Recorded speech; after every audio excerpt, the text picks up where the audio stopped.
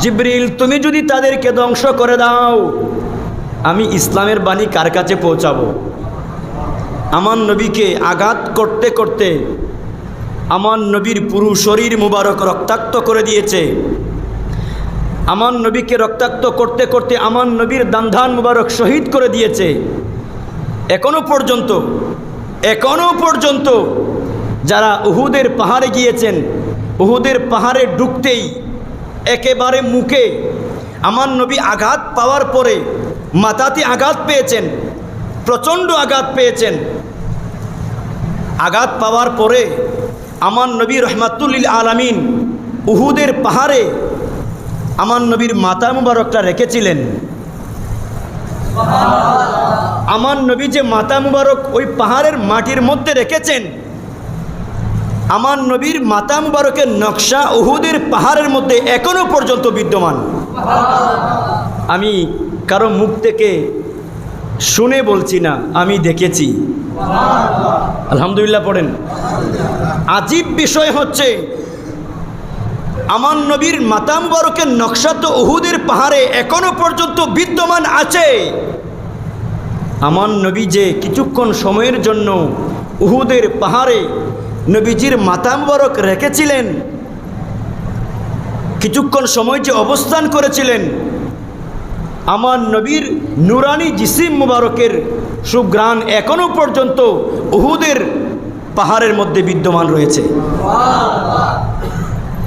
আমি একটা আতর দিয়ে আসলাম হুজুরের, খুব ভালো একটা আতর।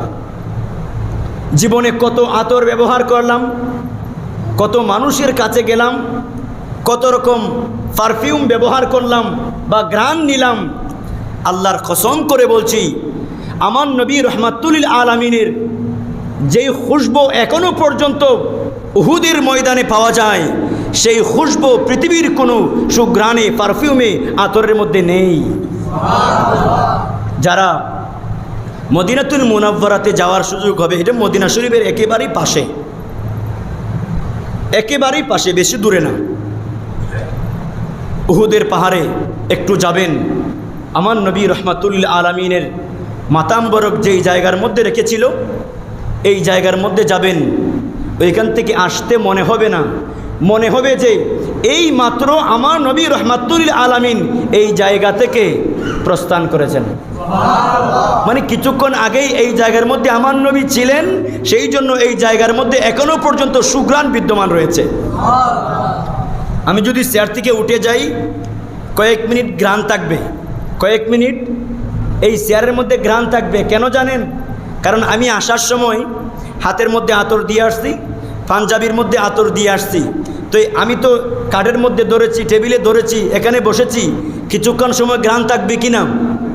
আমার নবী 1400 বছর আগে উহুদের জমিনে কিছুক্ষণ সময় অবস্থান করেছিলেন, সেই অবস্থানের সুঘ্রাণ এখনো পর্যন্ত উহুদের পাহাড়ের মধ্যে বিদ্যমান।